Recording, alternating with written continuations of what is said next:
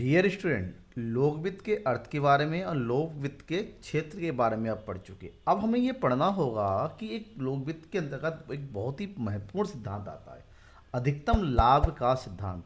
प्रत्येक राजस्व नीति यानी कि जो बजट नीति तैयार की जाती है उसका एक मुख्य उद्देश्य होता है, और उसका उद्देश्य होता है देश के नागरिक जिनके लिए बजट तैयार किया जा रहा है, जिसके लिए राजस्व नीति बनाई जा रही है, उनको अधिकतम लोक कल्याण पहुंचाना। और यहाँ पर अधिकतम लोक कल्याण को अगर अर्थशास्त्र की भाषा में देखें, अधिकतम सामाजिक लाभ के नाम से जानते हैं। एक्चुअली में इस सिद्धांत का प्रतिपादन प्रोफेसर डाल्टन ने किया था, और इन्होंने ही कहा था कि राजस्व का मेन मकसद, मेन उद्देश्य जो है ना, अपने नागरिकों के कल्याण में वृद्धि करना होना चाहिए, ताकि क्योंकि राजस्व के अंतर्गत लोगों से कर वसूला जाता है और इस करों का व्यय लोगों के विकास के लिए किया जाता है। तो कर से लोग त्याग करते हैं, जितना ज़्यादा कर लगाएंगे लोगों के अंदर असंतुष्टि की भावना उतनी ही ज़्यादा उत्पन्न होती है। लेकिन अगर कर लगाते हैं तो करों का व्यय, करों को लोगों के बीच में इस प्रकार से व्यय करना चाहिए ताकि लोगों को अधिकतम संतुष्टि की प्राप्ति हो। अगर उन्हें अधिकतम संतुष्टि की प्राप्ति हो रही है मतलब सामाजिक लाभ बढ़ रहा है। तो यहाँ पर सामाजिक लाभ का सिद्धांत क्या कहता है, किस प्रकार से लोगों को अधिकतम लाभ की प्राप्ति होगी, किस प्रकार से लोगों को अधिकतम संतुष्टि की प्राप्ति होगी, इसके बारे में प्रोफेसर डाल्टन ने अपना अलग ही विचार प्रस्तुत किया। इसी विचार के बारे में मैं आपको बताऊंगा, पूरी वीडियो लास्ट तक देखते रहिए क्योंकि एग्जाम के नज़रिए से बहुत ही इंपॉर्टेंट है, बहुत ही जरूरी क्वेश्चन है। देखिए डाल्टन ने क्या कहा था, जैसे कि मैं बता रहा था, डाल्टन ने कहा कि ये जो नियम होता है ना, राजस्व के मूल के विद्यमान रहता है, जहां राजस्व के सर्वोत्तम प्रणाली वह है जिसमें राजकीय आय और व्यय संबंधी कार्यों के फलस्वरूप अधिकतम लाभ होता है। जैसा कि मैंने अभी बताया है कि किसी भी देश की राज्य की सरकार का जो बजट तैयार किया जाता है, इसका मुख्य उद्देश्य होता है कि आय की प्राप्ति करना और आय से प्राप्त प्राप्तियों को व्यय करना। तो आय प्राप्त करके व्यय करने के बीच में जो लाभ की उत्पन्न होती है लोगों के लिए, वही अधिकतम लाभ होता है। मतलब साफ है, जिस प्रकार किसी व्यक्ति की आर्थिक क्रिया कोई व्यक्तिगत रूप से कार्य करता है ना, जो कमाता है व्यक्तिगत रूप से, जैसे मैं, आप सब लोग, हम सबका मुख्य उद्देश्य होता है अपनी संतुष्टि या अपना खुद का कल्याण करना। हम कहीं पर भी पैसा खर्च करते सोचते हैं कि हमें अधिकतम संतुष्टि मिलना चाहिए, कोई सामान खरीदते हैं कुछ, मुझे हमें अधिकतम सुख मिलना चाहिए। इसी प्रकार से जब राज्य व्यय करती है अपने देश में विभिन्न प्रकार की परियोजनाओं में, विभिन्न प्रकार की पॉलिसी में, अलग अलग प्रकार के व्ययगत आइटम्स व्यय करते हैं, तो उनका प्रमुख उद्देश्य होता है कि अगर मैं व्यय कर रहा हूँ देश के विकास के लिए तो लोगों का अधिकतम सामाजिक लाभ प्राप्त होना चाहिए। सामाजिक लाभ या लोगों को अधिकतम कल्याण की प्राप्ति होनी चाहिए। अगर अधिकतम कल्याण की प्राप्ति हो रही है मतलब सरकार के द्वारा बनाया जाने वाला बजट बिल्कुल सही है, लोगों के काम में आ रहा है, लेकिन लोगों के अंदर असंतुष्टि की भावना, आप टैक्स तो ले रहे हैं लेकिन उस प्रकार से व्यय नहीं कर रहे हैं, लोगों को जो फैसिलिटी मिलनी चाहिए, जो लोगों की मूलभूत आवश्यकताओं की पूर्ति होनी चाहिए, नहीं हो रहा है, इसका मतलब ये हुआ कि अधिकतम सामाजिक लाभ में आप वहाँ फेलियर है।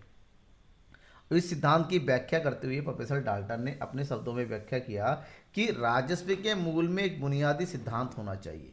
राजस्व का मतलब होता है कर और करों के व्यय संबंधी नीति, कि ये जो कर और करों का व्यय संबंधी जो नीति बनाती है उसके पीछे एक प्रमुख सिद्धांत होना चाहिए।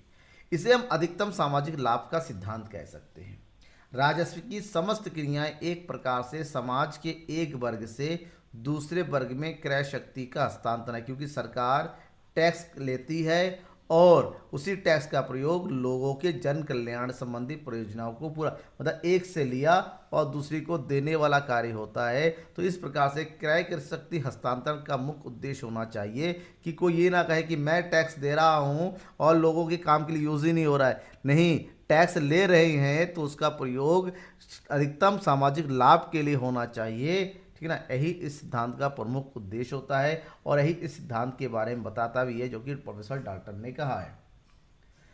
तो इसके बारे में थोड़ा सा और व्याख्या करें तो ये डाल्टन ने अपने जो है अपनी लेख में लिखा कि राजकीय व्यय अन्य प्रत्येक दिशा में उस सीमा तक बढ़ता रहना चाहिए, मतलब सरकार के द्वारा जब व्यय बढ़ते रहना चाहिए जब तक कि इस व्यय से उत्पन्न होने वाला संतोष राज्य द्वारा लगाए गए करों से उत्पन्न होने वाले असंतोष के बराबर ना हो जाए। क्यों? सरकार व्यय करेगी तो लोगों का कल्याण होगा, और लोगों का कल्याण होता लोगों के बीच में संतुष्टि की भावना बढ़ती। तो सरकार को अपना व्यय तब तक बढ़ाना है, तब तक जब लोगों में असंतुष्टि की भावना उत्पन्न हुई थी। कब उत्पन्न हुई थी? जब लोगों से कर लिया गया था। मतलब लोगों से कर लेंगे तो जाहिर सी बात है भाई, मैं कमा रहा हूँ और मैं अपने कमाई का एक भाग टैक्स दे रहा हूँ, तो अपने अंदर असंतुष्टि होता है। तो इस असंतुष्टि को पूरा करने के लिए सरकार को उस टैक्स का प्रयोग लोगों की कल्याण के लिए करना होता है, जिससे लोगों की संतुष्टि, तो तब तक व्यय करना पड़ेगा ताकि असंतुष्टि की मात्रा को कम ना कर दिया जाए।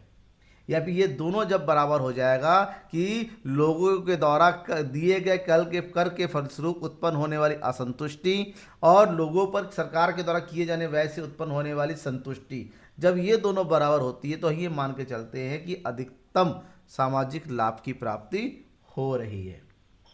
तो इसका मतलब ये हुआ कि अधिकतम सामाजिक लाभ के तीन पहलू होती है, तीन चीज़ें होती हैं। अगर हम ये देखें कि सबसे पहला होता है कर संबंधी नियम।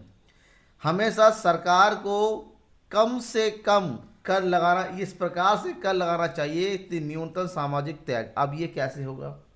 इसको करने के लिए सरकार को अपने कर संबंधी नियम में बदलाव लाना पड़ता है। नियम को जो है मजबूत बनाना पड़ता है। उसमें ये देखा जाता है कि जो अमीर लोग हैं, जो रिच लोग हैं, उनके ऊपर कर ज़्यादा से ज़्यादा लगाया जाए, और जो गरीब लोग हैं, पुअर पीपल है, उनके ऊपर क्या है, कम से कम या फिर जीरो हो, ताकि इन दोनों के बीच का जो सामाजिक त्याग है वो बराबर हो जाए। क्योंकि अमीर आदमियों की इनकम आय ज़्यादा होती है, तो ऐसे में जो व्यय व्यय करेंगे वो व्यय यानी कि मुद्रा की सीमांत उपयोगिता उनके लिए कम होगी, जबकि गरीबों की आय कम होती है लेकिन इनकी मुद्रा की सीमांत उपयोगिता ज़्यादा होती है।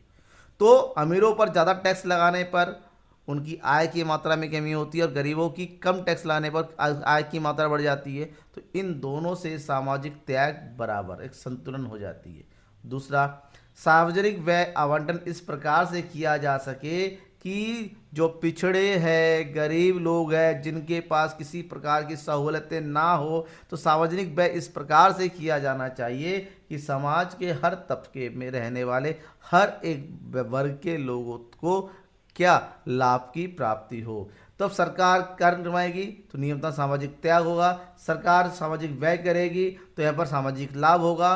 तो सार्वजनिक व्यय और आय की सीमा का निर्धारण किस प्रकार से हो ताकि संतुलन उत्पन्न हो, और संतुलन किसका होना चाहिए? सामाजिक लाभ का। यही डाल्टन का नियम है। ऐसे में अगर हम बात करते हैं सबसे पहला कराधान का नियम, जिसको हम न्यूनतम सामाजिक त्याग के नाम से भी जानते हैं, प्रिंसिपल ऑफ टैक्सेशन। हमेशा ध्यान में रखिएगा, देश की सरकार को चलाना है, देश का विकास करना है, तो सरकार को आय की प्राप्ति होनी चाहिए। सरकार विभिन्न तरीके से आय अर्जित करती है, जिसका सबसे प्रमुख आय का सोर्स होता है वो होता है टैक्स, कर। तो सरकार व्यक्तियों पर उनकी आय के एक निश्चित भाग पर कर लगाती है, जिससे जिन पर टैक्स लगता है उसकी संतुष्टि में कमी आने लगती है। ठीक है, क्यों? क्योंकि अपनी आय का एक भाग मुद्रा के रूप में वो सरकार को दे देता है। जैसे जैसे उसकी मुद्रा घटाई चली जाती है, वैसे वैसे मुद्रा की सीमांत उपयोगिता बढ़ती चली जाती है, लेकिन लोगों की असंतुष्टि की मात्रा भी बढ़ती चली जाती है। कहने का मतलब ये हुआ, लोगों पर अगर कर लगाया जाता है तो मुद्रा के त्याग में वृद्धि होती चली जाती है, क्योंकि वो अपनी आय का एक भाग त्याग कर रहा है। तो इस प्रकार से यदि करों के रूप में दी गई मुद्रा इकट्ठी की जाए तो कुल सामाजिक त्याग न्यूनतम तभी होगा जब करों का भार समाज में इस प्रकार से विभाजित किया जाए कि विभिन्न व्यक्तियों के द्वारा किया जाने वाला सीमांत त्याग न्यूनतम हो। समाज में टैक्स इस प्रकार से लगाया जाना चाहिए कि समाज में रहने वाले हर एक व्यक्ति का जो सामाजिक त्याग है, जो सीमांत त्याग की मात्रा, वो कम से कम हो, न्यूनतम हो। अब क्योंकि त्याग तुष्टीकरण के आधार पर होता है, इसलिए जैसे कि मैंने अभी बताया, अधिक आय वाले व्यक्तियों के पास, जिनके पास अधिक मुद्रा होती है, उन पर अधिक कर लगाया जाना चाहिए ताकि उनका त्याग बढ़ जाए, और जो न्यूनतम आय वाला होता है उनके ऊपर कम से कम टैक्स लगाया जाए। उसके बाद दूसरा पॉइंट होता है सामाजिक व्यय का आवंटन। सामाजिक व्यय यानी कि पब्लिक एक्सपेंडिचर सरकार के द्वारा अपनी आय को अलग अलग मदों पर इस प्रकार से व्यय करनी चाहिए कि सीमांत दृष्टिकोण या सीमांत तुष्टिकोण, सॉरी दृष्टिकोण लिखा हुआ है यहाँ पर, सीमांत तुष्टिकोण समाज में रहने वाले हर एक व्यक्ति का बराबर होना चाहिए। मतलब लोगों के हर एक जो है आवश्यकता की पूर्ति भले ना हो, लेकिन उनकी अधिकतम संतुष्टि की पूर्ति हो सके। ठीक है, समझ में आ गया। तो ये था सामाजिक व्यय का आवंटन। और मेन है सामाजिक व्यय और आय की सीमा का निर्धारण। ये किस प्रकार से होता है? नॉर्मली हम जो दो सिद्धांत पढ़े, एक टैक्सेशन और दूसरा होता है पब्लिक एक्सपेंडिचर। ठीक है ना। टैक्स इस प्रकार से होना चाहिए, इस प्रकार से लोगों पर अलग अलग प्रकार से, ताकि मुद्रा की सीमांत त्याग बराबर हो जाए और सामाजिक लाभ न्यूनतम, सामाजिक लाभ नहीं सॉरी सामाजिक त्याग न्यूनतम हो जाए। जबकि सार्वजनिक व्यय इस प्रकार से होना चाहिए कि लोगों की होने वाली जो सामाजिक लाभ होता है वो बढ़ जाए। मतलब सीमांत त्याग कम होना चाहिए और सामाजिक लाभ अधिकतम होना चाहिए। जिस बिंदु पर ये दोनों ही होगा वहीं पर अधिकतम संतुष्टि की प्राप्ति होती है। तो प्रोफेसर डाल्टन ने एक सुझाव दिया। प्रोफेसर डाल्टन ने क्या कहा कि सरकारी अथवा सार्वजनिक व्यय प्रत्येक दिशा में ठीक उस सीमा तक किया जाना चाहिए कि किसी भी क्षेत्र में इस व्यय की थोड़ी सी भी वृद्धि से समाज को प्राप्त होने वाला लाभ कराधान और सरकारी आय के अन्य किसी साधन में की जाने वाली थोड़ी सी वृद्धि से हानि को प्रति संतुलित किया जा सके। मतलब सरकार के द्वारा किया जाने वाला व्यय इस प्रकार से बढ़ाया या परिवर्तन किया जाना चाहिए ताकि कर के रूप में उत्पन्न होने वाली त्याग को बराबर कर सके या न्यूनतम कर सके। इसका मतलब साफ हुआ। देखिए एक एग्जाम्पल के थ्रू, ये टैक्स लगाने से जैसे जैसे इकाइयाँ बढ़ती चली जाती है, टैक्स की मात्रा यानी कि टैक्स की में जो त्याग होती है ना, सीमांत त्याग, कर के रूप में त्याग, वो बढ़ती चली जाती हैं। और सरकार के द्वारा किया जाने वाला व्यय, उससे होने वाली उपयोगिता वो धीरे धीरे घटती चली जाती है। एक ऐसा बिंदु जरूर आता है कि कर का त्याग और सामाजिक व्यय के रूप में उत्पन्न होने वाली सामाजिक उपयोगिता दोनों ही आपस में बराबर होती है। जिस बिंदु पर ये दोनों ही आपस में बराबर होती हैं, ये हो गया, ठीक है, ये हो गया तुम्हारा क्या, उपयोगिता, और ये हो गया तुम्हारा त्याग। जिस बिंदु पर दोनों आपस में बराबर हो जाते हैं उसी बिंदु पर ही मान के चलते हैं सरकार के द्वारा इसी बिंदु पर अधिकतम कर और इसी बिंदु पर उसकी व्यय की मात्रा को रखना चाहिए ताकि लोगों को अधिकतम सामाजिक लाभ की प्राप्ति हो सके। तो ये डायग्राम से जरूर बनाइएगा। अब बात यह है, क्या लोगों को जो प्राप्त होने वाला सामाजिक लाभ है उसको जांचा जा सकता है, मापा जा सकता है? क्योंकि सामाजिक लाभ प्रत्यक्ष रूप से तो नहीं माप सकते। कैसे कह सकते हैं लोगों को खुशी संतुष्टि मिल रही है नहीं मिल रही है? देश में करोड़ों नागरिक है, हर एक नागरिक की संतुष्टि के ग्राफ को हम नहीं माप सकते ना। तो ये पॉसिबल नहीं है। सही तरीके से हम बता नहीं सकते कि समाज के रहने वाले हर व्यक्ति को लाभ की प्राप्ति हो रही है या नहीं हो रही है। लेकिन प्रोफेसर डाल्टन ने कहा है कि अगर हमें लोगों के सामाजिक लाभ को वास्तव में जांचना है तो हमें कुछ तरीकों का प्रयोग कर सकते हैं, और इस तरीकों का प्रयोग करके हम जो पता कर सकते हैं कि अधिकतम सामाजिक लाभ की प्राप्ति हो रही है या नहीं हो रही है। तो वो तरीके कौन कौन से हैं वो बता सकते हैं। नंबर 1, हम ये देखना पड़ेगा कि समाज की विदेशी आक्रमणों तथा आंतरिक झगड़ों में सुरक्षा करने की आवश्यकता कितनी है। अगर देश में विदेशी आक्रमण नहीं हो रहा है, आंतरिक झगड़ों में कमी है, ठीक है ना, लोग मिलजुल के रह रहे हैं, सौहार्दपूर्ण भावना है, लोगों में खुशी है, इसका मतलब अधिकतम सामाजिक कल्याण हो रहा है। लेकिन देश में विदेशी आक्रमण बढ़ते चले जा रहे हैं, आंतरिक झगड़े हो रहे हैं, इसका मतलब ये हुआ, साफ बात है, देश का सामाजिक कल्याण सही नहीं है। दूसरा मेजर बताया, धन के उत्पादन में वृद्धि। किसी भी देश में अगर धन के उत्पादन में वृद्धि होती है, धन से धन जल्दी बढ़ रहा है, देश का जो मनी का जो सर्कुलेशन है वो तेजी से बढ़ रही है, इसका मतलब देश के सामाजिक लाभ में वृद्धि हो रही है। धन के वितरण में सुधार हो रहा है, अमीर और गरीब के बीच की जो दूरी होती है, रिच एंड पुअर के बीच की जो दूरी है वो धीरे धीरे कम हो रही है, इसका मतलब होता है सामाजिक लाभ में वृद्धि हो रही है।